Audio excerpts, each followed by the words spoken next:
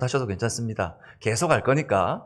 자, 저와 함께 하겠습니다. 제가 먼저 외치겠습니다. 예수의 제자 되어 생명의 열매 맺는 풍성한 공동체. 예수의 제자 되어 생명의 열매 맺는 한 번 더. 예수의 제자 되어 생명의 열매 맺는 풍성한 공동체. 예, 매주 할 때마다 첫 번째, 두 번째는 어색한데 세 번째쯤 되면 이제 맞춰 가시죠.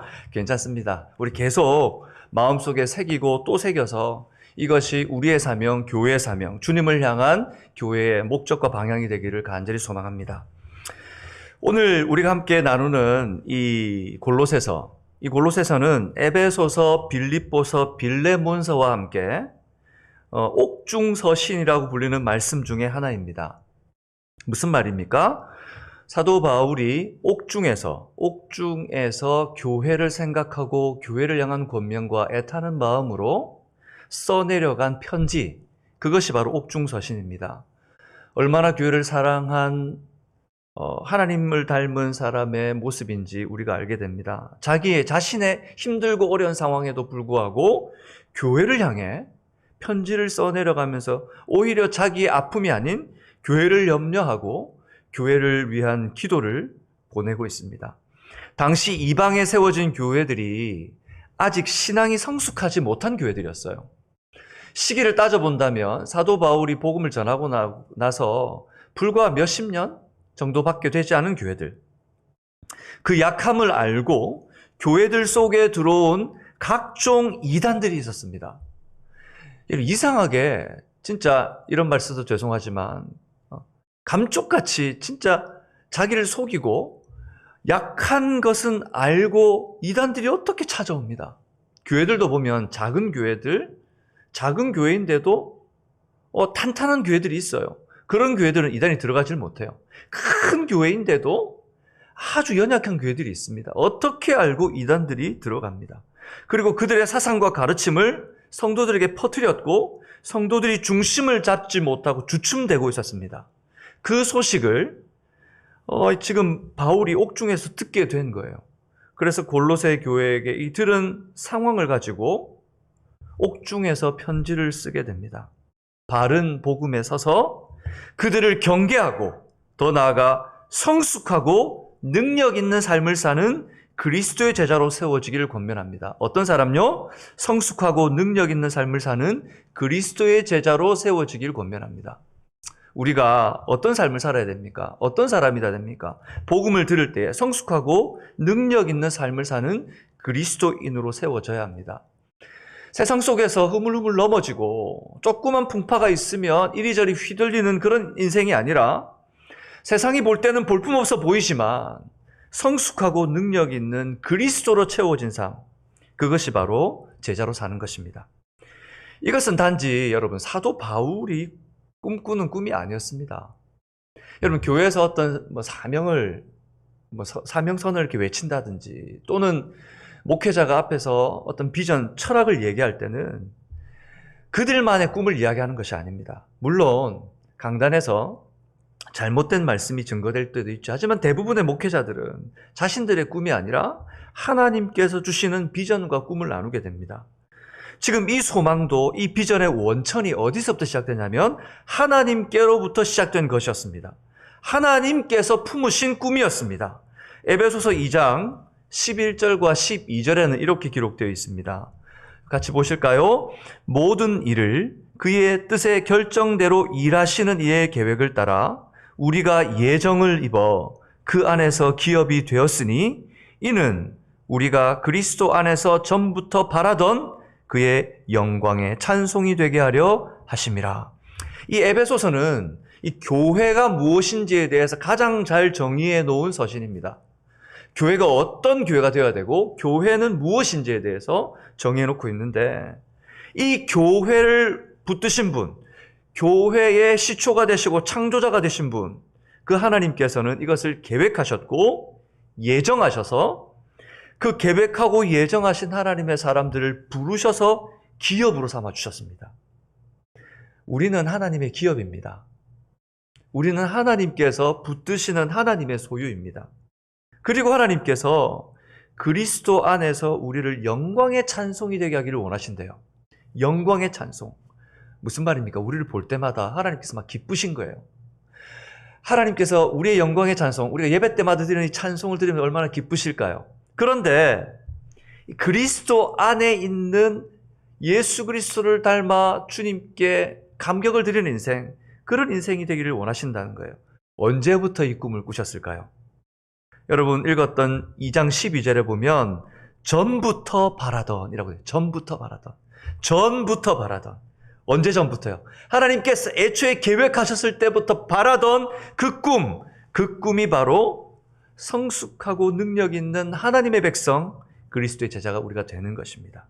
이것을 바울 자신의 버전으로 말하면 오늘 우리가 읽었던 골로새서 1장 28절의 말씀입니다. 우리 같이 한번 이 말씀은 읽어보겠습니다. 시작. 우리가 그를 전파하여 각 사람을 권하고 모든 지혜로 각 사람을 가르침은 각 사람을 그리스도 안에서 완전한 자로 세우려 함이니 라고 말씀하고 있습니다. 완전한 자로 세우려 함이니. 그리스도 안에서 완전한 자. 에베소서에서 뭐라 그랬죠? 그리스도 안에서 영광의 찬송. 그리스도 안에서 영광의 찬송이라는 의미와 그리스도 안에서 완전한 자라는 의미는 서로 동급의 의미를 가지고 있는 거죠. 무슨 말입니까? 몸된 교회, 지체된 성도 한 사람 한 사람이 하나님의 말씀으로 훈련되어 온전한 사람, 즉 예수의 제자가 되는 것, 그것은 한 목회자의 고백이 아니라 하나님께서 전부터 우리에게 바라던 하나님의 비전이었습니다. 우리 방주선교교회 그 하나님의 비전이 이루어지길 바랍니다. 하나님께서 기뻐하시는 교회는 하나님의 뜻대로 그 비전이 이루어지는 교회입니다. 얼마나 기쁘실까요? 얼마나 많은 하나님의 은혜와 사랑과 분복을 쏟아부어 주실까요? 여러분, 하나님의 복을 누리고 싶으십니까? 그러면 다른 방법이 없습니다. 바로 이 길을 우리가 가는 겁니다. 그러므로 제자 삼는 것은 우리의 사명입니다. 우리가 사명 선언하는 거, 이 사명, 이것은 1년에 한 번마다 변경되는 연간 주제가 되는 캐치프레이즈 정도가 아닙니다. 이 사명은 우리 방주교회, 선교교회가 존재하는 한 감당해야 할 본질적인 사명입니다. 그래서 예수의 제자 되어 생명의 열매 맺는 풍성한 공동체는 여러분 나의 소명, 가정의 소명, 교회 소명이 되어야 되는 겁니다. 그래서 여러분과 함께 몇 주간 이 사명 선언 시리즈로 말씀을 전하려고 합니다. 왜 이런 사명 선언을 준비하게 되었고 이 사명 선언으로 교회가 나가야 하는가? 오늘은 바로 예수님의 제자 되는 교회에 대해서 말씀을 나누려고 합니다. 왜요? 하나님의 꿈은 각 사람이 말씀으로 훈련된 예수의 제자가 되는 것이기 때문입니다.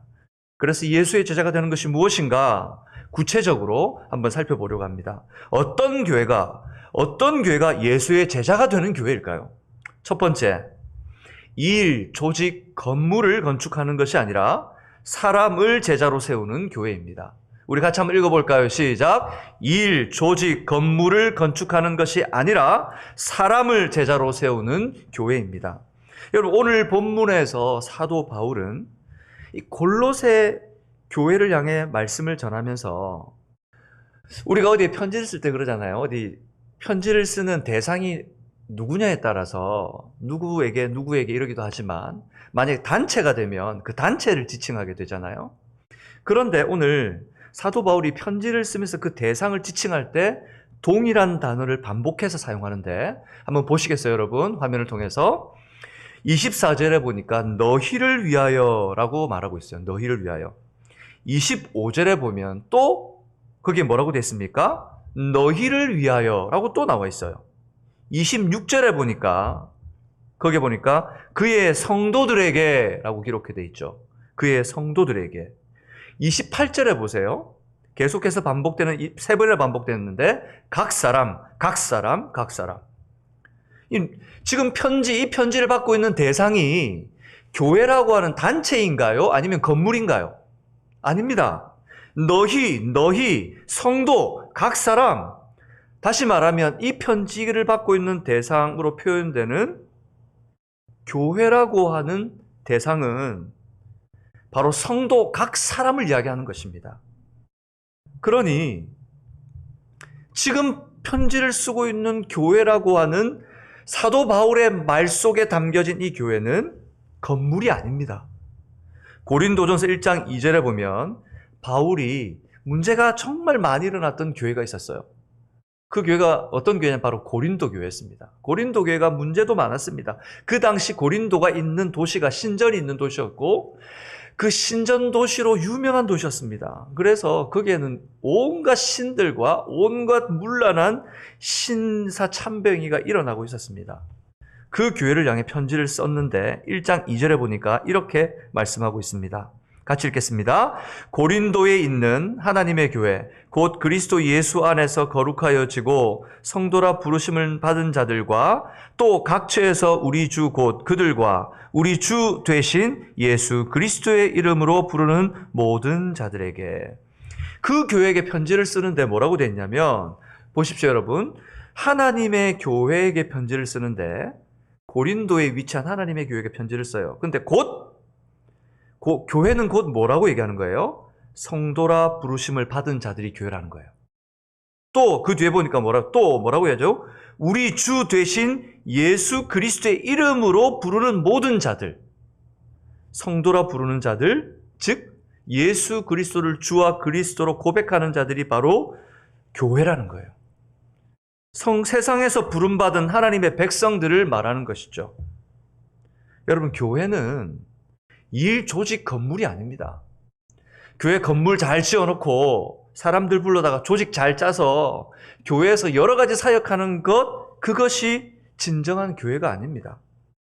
그런데 교회 부흥을 말하면서 많은 세상의 방법이나 또는 세상의 계획들을 차용해서 이루어내는 교회들을 보면 더 잘 갖추어진 조직을 갖추고 건물 아름답게 짓고 그 건물에 모인 사람들의 수가 많아지면 그걸 뭐라고 얘기하냐면 부흥이라고 얘기합니다. 부흥이라고 얘기합니다. 그래서 주변에 있던 조그만 교회들 그리고 열심히 사역하는 목사님들이 그런 교회를 보면 마음에 짐을 지게 돼요. 아, 나는 하나님께서 사용하시지 않는 것인가? 그런 마음을 품는 목사님의 마음도 사실은 복음에 대한 분명한 이 부르심을 정확히 모르는 것이지만 그것이 부흥이라고 생각하는 것도 하나님의 교회를 제대로 모르는 거예요. 여러분, 교회는 이런 건물이나 조직이 아닙니다. 그 건물이 없어져도 교회는 있어요. 그 조직이 와야 돼도 그 교회는 존재합니다. 예수님께서 십자가에 죽으실 때 여러분 어떤 일이 벌어졌습니까? 성소 휘장이 위로부터 아래로 찢어졌어요. 아래에서 위가 아니고 위로부터 아래로 아래에서 찢었다는 것은 누가 손으로 잡고 인간이 아무나 찢을 수 있습니다. 하지만 성소 휘장은 사람의 손이 닿아서 잡아서 찢을 수 있는 높이가 아니에요. 그리고 그 당시 예수님이 죽으실 때에 누가 그곳에 들어가 있었겠습니까? 그런데 그때에 휘장이 위로부터 아래로 찢어졌습니다. 예수님이 죽으시면서 자신의 몸을 들여서 지금까지 드렸던 건물 성전과 제사로 드리던 것이 예수 그리스도를 통해서 하나님의 그 완전한 율법이 완성되었다는 것을 말씀하시는 겁니다. 그러니 이제 성전과 제사는 없습니다. 성전과 제사는 없습니다. 무엇이 남아 있습니까? 성도와 교회만 남아 있습니다. 그러니 여러분, 우리가 교회 와서 그랬어. 자꾸 교회를 성전 그렇게 해요. 성전 헌물들 성전. 근데 성전은 없어요. 누가 성전입니까? 우리가 성전입니다. 여러분이 성전이고 제가 성전입니다. 그리고 그 성전된 성도들이 모인 거룩한 교회만 있을 뿐입니다. 그러니 여러분, 일 조직 건물로 교회의 부흥을 판단하지 말고 이제 내가 성도이고 내가 교회입니다. 내가 주님 앞에 온전히 서서 예수 그리스도를 닮아 간다면 그것이 바로 하나님께서 원하시는 참된 부흥입니다. 에베소서 2장 21절과 22절 이렇게 말합니다. 제가 읽겠습니다. 그 안에서 건물마다 서로 연결하여 주 안에서 성전이 되어가고. 여기서 말하는 건물은 진짜 사람이 만든 건물이 아니라 유대인 그리스도인들을 이야기하는 겁니다. 먼저 하나님을 받게 된 유대인 그리스도인들. 그 안에서 우리들이 서로 연결되어 성전이 되어가고 너희도 성령 안에서 하나님이 거하실 초소가 되기 위하여. 여기서 너희도는 지금 이 에베소에 있는 이방인 신자들이 교회를 얘기하는 거예요. 너희도 유대인인 우리가 하나님 안에서 지어져 가는 교회인 것처럼 이방인 너희도 동일하게 예수 그리스도 안에 있다면 성령 안에서 하나님이 가실 처소가 되기 위하여 그리스도 예수 안에서 함께 지어져 가느니라 라고 말하고 있습니다. 한 사람 한 사람을 제자로 삼아가는 것이 바로 진정한 의미에서 성전 건축입니다. 진짜 성전 건축은 바로 사람을 세우는 겁니다, 여러분. 그래서 교회는 다른 것에 투자하면 안 되고 사람에게 투자해야 됩니다. 그 한 영혼이 온전히 성숙할 수 있도록, 성장할 수 있도록 투자해야 됩니다. 여러분, 사람, 이런 마음과 생각, 이런 바른 하나님의 말씀의 복음과 사명이 없이 많은 사람이 무리지어 모였다고 해서 그 모임이 영향력 있는 것이 아닙니다. 이 세상과 죽어가는 영혼들에게 그런 영향력 없는 모임은 아무 해답도 줄 수 없습니다. 우리 교회, 방주선교교회가 무리지어 모여 어떤 영향력을 만들어내는 교회가 아니라 우리가 예수님의 제자가 되어 그 교회 하나하나가 모여 하나님의 성전이 건축되어 가서 죽어가는 영혼에게 해답을 줄 수 있는 공동체가 되길 바랍니다. 하나님께서 아셨습니다. 그래서 하나님의 말씀으로 세워진 사람들이 얼마나 큰 영향력이 있는지를 아셨기에 이사야 60장 22절에 이렇게 말씀하고 있습니다. 우리 같이 읽어볼까요? 이사야 60장 22절입니다. 그 작은 자가 천명을 이루겠고 그 약한 자가 강국을 이룰 것이라. 때가 되면 나 여호와가 속히 이루리라. 주님은 아셨습니다. 하나님께서는 그 작은 자 한 사람이, 세상이 볼 때는 아무것도 아닌 그 한 사람이, 예수 그리스도를 주와 그리스도로 고백한 그 한 사람이 천명을 이루겠고, 여러분 진짜 어떤 일이 일어났습니까? 성령이 임하셨을 때 베드로 한 사람이 복음을 전했을 때 몇 천 명이 주님께 돌아왔습니까? 무려 남자만 3,000명, 수를 계산할 수 있는 사람만 3,000명이 주님께 돌아왔습니다. 한 영혼이 주님께 깨어있어 영향력이 있을 때에 하나님께서는 죽어있는 영혼들을 불러 이렇게 세우시는 것입니다. 그 약한 자가 강국을 이룰 것이라.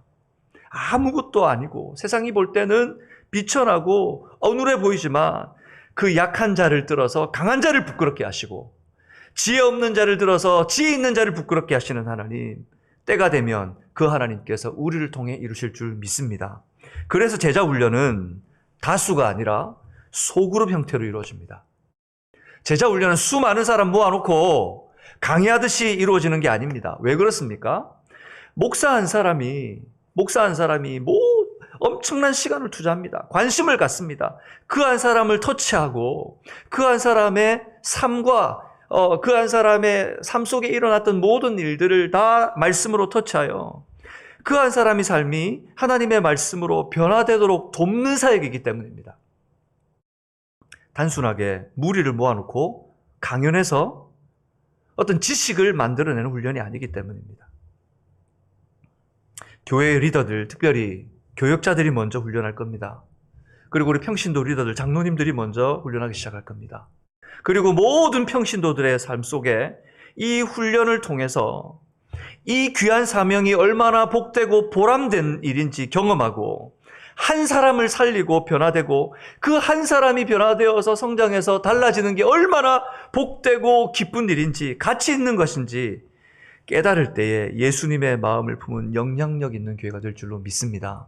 여러분, 그것이 바로 예수의 제자되는 교회입니다. 우리 방주 선교교회가 예수 그리스도 안에서 거듭난 여러분이 제가 바로 성전입니다. 아멘이십니까? 그리고 예수의 이름으로 우리가 드리는 예배를 통해 하나님께서 영광 받으십니다. 그러니 여러분, 이 교회의 사명은 교회의 사명으로 끝나서는 안 됩니다. 교회의 사명은 각 가정의 사명이어야 하고 각 가정의 사명은 각 개인의 사명이어야 합니다. 그래서 공동체를 이룬 개인과 모든 성도, 교회는 같은 사명, 같은 비전을 품어야 되는 하나님의 권속들이 되어야 하는 것입니다. 교회는 좋은데, 교회는 복을 받는데 개인은 힘들어요. 개인은 와서 교회를 섬기고 교회는 그래서 모든 조직이 갖춰준데 그 개인의 삶을 들여다보면 부부가 서로 불화하고 화해하지 못하고 자녀들과 부모가 소통하지 못하고, 그것은 참된 교회 모습이 아닌 것이죠. 교회가 복되다고 하면 각 개인이 복되어야 하고 각 가정이 복되어야 합니다. 사랑하는 예수의 제자 되는 교회는 조직 건물을 건축하는 것이 아닙니다. 사람을 건축하는 교회입니다. 그래서 그 사람들의 비전을 따라 아름다운 교회로 세워져 가는 것입니다. 그 일을 위해 더 많은 건축물들이 필요하다면 지어내는 거고요. 사람을 살리기 위해서 더 많은 재정이 필요하다면 쓰는 거예요. 우리 바로 방주 선교교회가 그런 아름다운 교회가 될 주님의 이름으로 축복합니다. 두 번째, 이 예수의 제자 되는 교회는 특정한 사람의 제자가 아니라 예수님의 제자가 되는 교회입니다.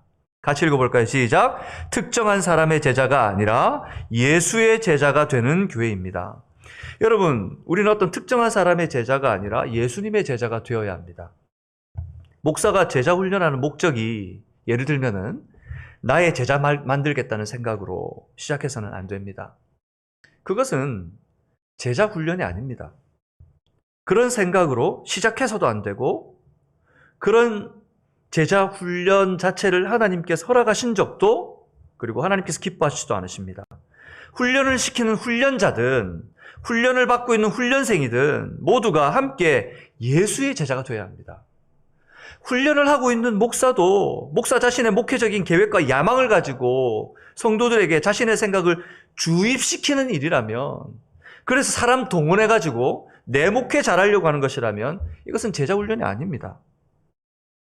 함께 지어져 가는 겁니다.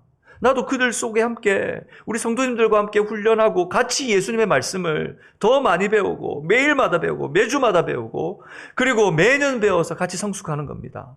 바울이 고린도 교회의 어려운 상황을 전해 듣고 편지를 보냈을 때 고린도 교회 상황이 어땠느냐면 고린도전서 1장 11절과 12절에 이렇게 말하고 있습니다. 어떤 일이 일어나고 있습니까? 우리 같이 한번 읽어볼까요? 1장 11절과 12절입니다.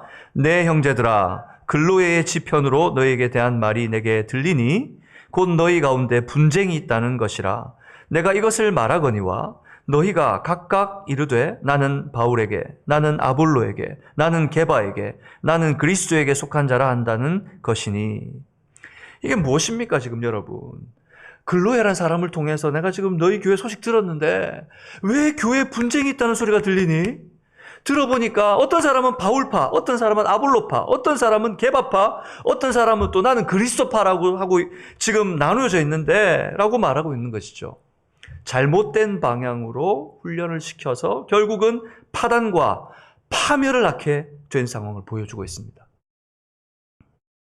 여러분, 제가 청빙위원회와 청빙을 받고 인터뷰할 때 제가 분명히 말씀드린 것이 있습니다. 저의 가장 근본적인 소명은 제가 목사로 부름받은 것, 그리고 훈련하는 목회자로 부름받은 것이지만 더 근본적인 저의 소명은 좋은 그리스도인이 되는 것입니다 라고 말씀드렸습니다. 저는 우리 교회에서 제일 좋은 그리스도인이 되고 싶습니다. 다른 어떤 성도님들보다 더 많이 기도하고 더 많이 말씀 읽고 더 많이 예수님을 닮고 싶습니다. 그래서 저는 계속 제자 훈련하면서 제가 더 많이 변화되고 싶습니다.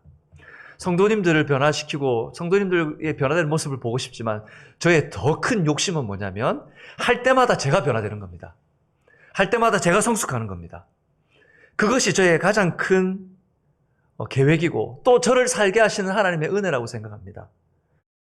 하나님께서 왜 저를 제자 훈련하는 목회자로 부르셨을까 생각해 보면 만약에 제가 제자 훈련 안 하면 여러분들보다 더 못 살 것 같으니까 하나님께서 저를 딱 붙들어 놓고 제자 훈련하는 목사로 삼으신 것 같아요. 여러분 훈련시키면서 저는 요령 피우며 거들먹거리는 목사가 아니라 올해보다 내년이 더 성숙해가는 제자가 되고 싶습니다. 우리 교회 부목사님들, 교육자들을 보면서 이런 말씀이 들려왔으면 좋겠습니다. 우리 목사님들 더 좋아하시는 것 같아요. 날이 갈수록 더 말씀이 깊어지고 볼수록 참 본받고 싶어져요. 저는 우리 목사님들을 볼 때마다 이런 소문과 소식들이 더 많이 들려왔으면 좋겠습니다. 우리 전사님들 볼 때마다 이런 소식들이 더 많이 들려왔으면 좋겠습니다. 목사님 변화된 게 보여요. 하나님 더 사랑하는 게 보여요. 방주선교교회에 하는 모든 훈련은 오직 예수님의 제자를 삼는 훈련이 되어야 합니다. 제자 훈련하고 나서 저는 목사님의 제자입니다. 이런 말 하시면 안 됩니다. 저는 목사님께 훈련받았으니까 저는 목사님 제자예요. 이제 부목사님들도 저와 함께 훈련하고 성도님들과 함께 훈련하는 시간을 가질 텐데 여러분, 우리는 누구의 제자 훈련 받은 성도입니다. 저는 어떤 목사님이 제자 훈련 받은 성도입니다. 그런 말씀 절대 하시면 안 됩니다. 우리는 누구의 제자들입니까? 예수의 제자들입니다. 훈련을 하면서 같이 함께 하시고 인도에 지도해 주신 목사님과 사랑을 나누고 기도해 주신 거 너무 감사합니다. 하지만 우리의 입술로 우리는 예수의 제자입니다. 우리는 어떤 목사님의 제자가 아니라 예수의 제자로 훈련되는 겁니다. 저희도 여러분을 가르치는 선생이 아니라 저는 영적인 가이드일 뿐입니다. 그러니 여러분, 가르치는 자나 가르침을 받는 자나 모두가 함께 오직 예수의 제자로 함께 훈련하는 것임을 기억하시기를 부탁드립니다. 혹시 저의 오른팔이 되고 싶고 저의 왼팔이 되고 싶으신 분들이 있다면 포기하십시오. 저는 왼팔도 오른팔도 필요 없습니다.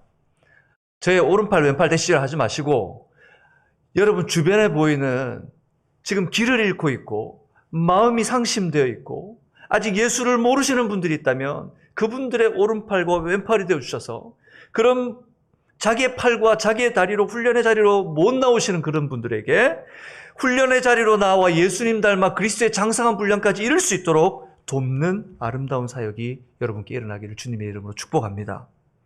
왜 그렇게 합니까? 왜 그렇게 될 수 있습니까? 오늘 예수님께서 하신 말씀이 우리가 배워야 될 것이 무엇이냐면 예수님의 말씀과 예수님의 마음과 예수 그리스도의 사역을 듣고 배우고 변화되어야 하기 때문입니다. 그래서 25절에 보시면 골로새서 1장 25절에 보시면 사도 바울이 이렇게 이야기합니다. 우리 함께 읽겠습니다. 내가 교회의 일꾼 된 것은 하나님이 너희를 위하여 내게 주신 직분을 따라 하나님의 말씀을 이루려 함이니라. 자신이 하나님의 교회의 일꾼이 되었다고 말하고 하나님이 사명을 주셨대요. 자기의 사명과 자기의 위치가 무엇인지 사도 바울은 한 번도 잊은 적이 없습니다. 그리스도인으로서의 사명과 본분을 잊은 적이 없다는 것이죠. 그래서 그 사명이 무엇입니까? 여러분 보시면 26절에 이 비밀을 알리는 것입니다. 비밀을 알리는 것. 이 비밀이 뭐예요? 이 비밀이 27절 여러분 성경 27절 하반부 끝에 보면 이 비밀은 이라고 말하고 있는데 이 비밀은 너희 안에 계신 그리스도시니 곧 영광의 소망이니라. 이 비밀은 예수 그리스도입니다. 사도 바울이 왜 존재합니까? 무엇을 위해 존재합니까? 예수 그리스도를 증거하기 위해서. 지금까지 하나님 태초부터 예수 그리스도가 오시기까지 감추어 두셨던 비밀, 아무도 알 수 없었던 이 비밀을 먼저 택함받은 나를 통하여 아직도 모르는 그들에게 증거하여 그들도 예수의 제자가 되게 하는 사역, 이 사역을 하는 것입니다. 그러므로 예수의 제자 되는 교회는 여러분 특정한 사람의 제자가 아니라 예수의 제자가 되는 교회입니다. 누구도 예수님의 자리를 대체할 수 없습니다. 담임 목사도, 부목사도, 전도사도, 어떤 누구도 예수 그리스도의 자리를 대체할 수 없습니다. 우리는 영적 가이드로 여러분을 도울 뿐입니다. 그러니 여러분, 예수님만 바라보시고 목회자들의 연약한 부분 때문에 어떻게 제자훈련을 하겠습니까? 아닙니다. 저희를 가르치려고 하는 것이 아닙니다. 저희를 본받으라는 것이 아닙니다. 저희도 예수와 함께 자라려고 합니다. 그러니 함께 이 귀한 사역에 여러분의 마음을 여시고 예수가 제자되는 교회 함께 세워가기를 주님의 이름으로 축복합니다. 마지막 세 번째는 프로그램이 아니라 예수님의 말씀 훈련하여 지키는 교회입니다. 뭐라고요? 프로그램이 아니라 예수님의 말씀 훈련하여 지키는 교회입니다. 일전에도 말씀드렸지만 제자 훈련은 어느 정도 기간 과정을 통과하는 프로그램이 아닙니다. 제자 훈련을 성경 공부라고 생각하시는 분들이 계세요. 제자 훈련 성경 공부 아닙니다. 성경 공부는 지적인 수준을 높이고 이해시키기 위한 목적으로 하는 것이지만 훈련은 전인격적인 변화, 지정의, 내 모든 전인격적인 변화와 영적인 변화를 위한 도구요 과정입니다. 바울에게 하나님께서 무엇을 말씀하셨습니까? 우리가 조금 전에 읽었지만 26절, 27절을 꼼꼼하게 다시 한번 읽겠습니다. 26절과 27절입니다. 시작. 이 비밀은 만세와 만대로부터 감추었던 것인데 이제는 그의 성도들에게 나타났고 그들이 그들로 하여금 이 비밀의 영광이 이방인 가운데 얼마나 풍성한지를 알게 하려 하심이라. 이 비밀은 너희 안에 계신 그리스도니 곧 영광의 소망이니라.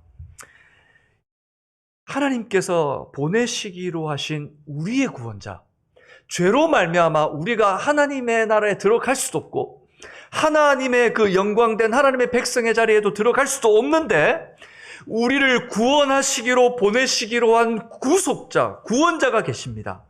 그 메시아가 어떻게 하나님께서 구약을 통해서 약속해 주셨고 그 약속하시고 보내시기로 한 예수님께서 어떻게 우리의 구원자가 되셨는지, 그분이 정말 그 성취를 이루신 메시아가 맞는지, 그리고 그 예수님은 나와 어떤 관계가 있으신 분인지에 대해 성경이 말씀하시는 바대로 가르치는 것, 그것이 바로 제자 훈련입니다.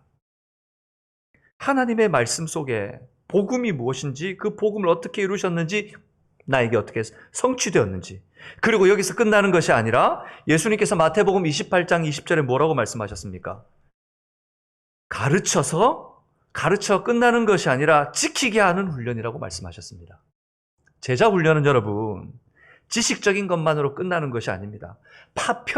파편적으로 나뉘어져 있던 것들을 제자 훈련을 통해서 겟트루할 수 있도록 성경에 나와 있는 복음의 메시지가 무엇인지 겟트루하고 그 속에서 예수 그리스도를 바로 알고 그 예수님의 삶과 사역을 내 삶으로 지켜내는 것입니다. 그것이 제자 훈련입니다.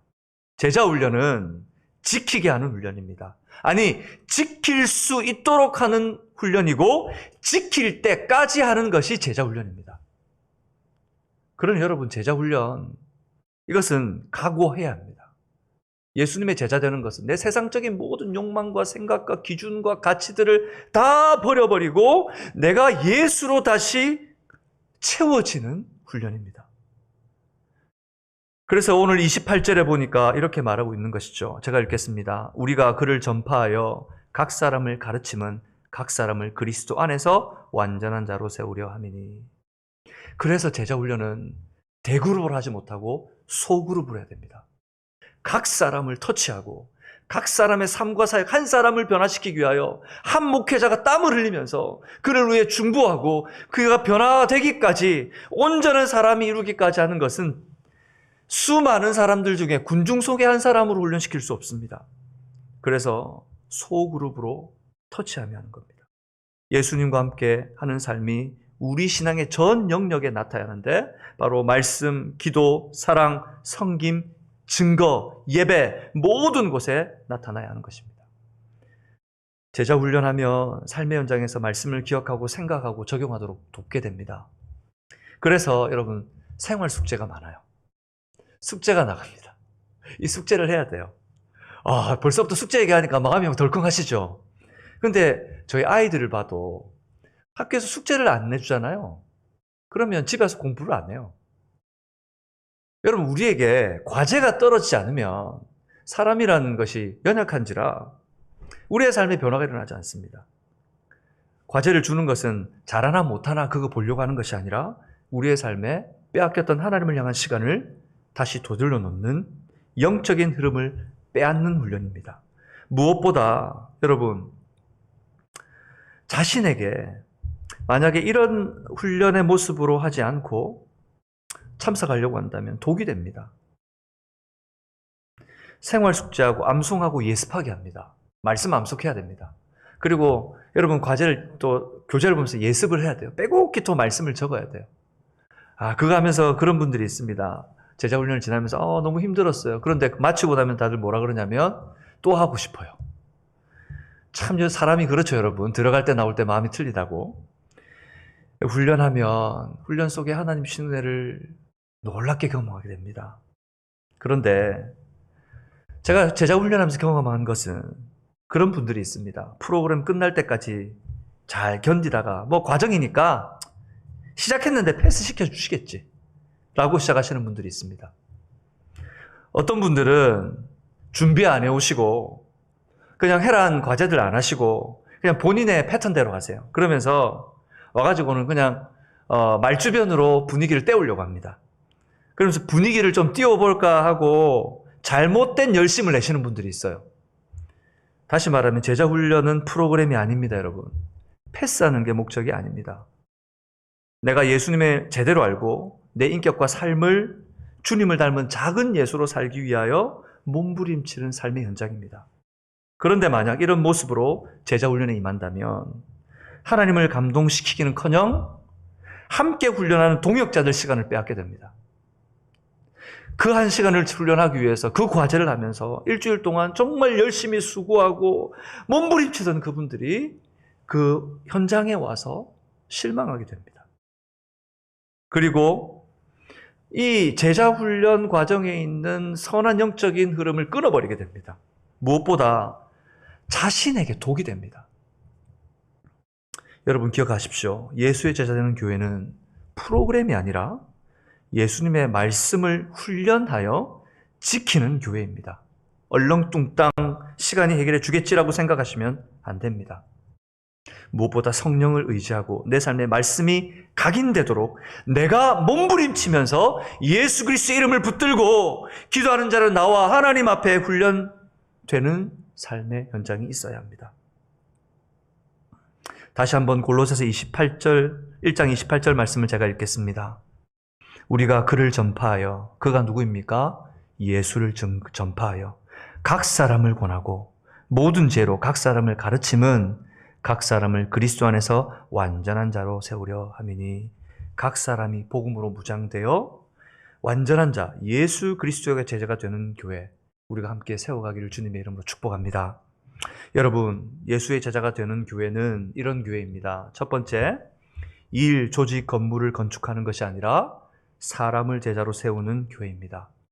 그러니 우리의 모든 집중력과 모든 물질과 모든 에너지가 사람을 세우는 것에 투자되어야 됩니다. 두 번째, 특정한 사람의 제자가 아니라 예수의 제자가 되는 교회입니다. 어떤 목회자도 예수님의 자리를 대체할 수 없습니다. 우리는 예수님을 닮는 성도들입니다. 저도 예수 닮아갈 겁니다. 저도 매해마다 더 닮아가게 몸부림칠 겁니다. 이렇게 하는 거 저도 똑같이 할 겁니다. 여러분 함께 예수의 제자가 되어갔으면 좋겠습니다. 세 번째, 프로그램이 아니라 예수님의 말씀 훈련하여 지키는 교회입니다. 제자 훈련 프로그램이 아닙니다, 여러분. 과정 한번 지나가는 정도의 훈련 아닙니다. 이 제자 훈련이 우리 모든 교회의 버팀목들을 만들어내는, 리더들을 이끌어내고 리더들을 점검하여 온전한 사람이 되었는지를 확인하고 교회를 지탱하는 하나님의 사람들을 세우는 훈련이 될 것입니다. 그러니 여러분, 프로그램 정도로 생각하지 마시고 성령 충만을 지금부터 기도하십시오. 주님, 제가 정말 예수의 제자 되고 싶습니다. 주님, 제가 정말 예수님 닮고 싶습니다. 그 말씀으로 우리가 함께 예수의 제자 되는 교회, 그 교회를 만들어가길, 세워가길 주님의 이름으로 축복합니다. 우리 말씀을 생각하면서 찬양했으면 좋겠습니다.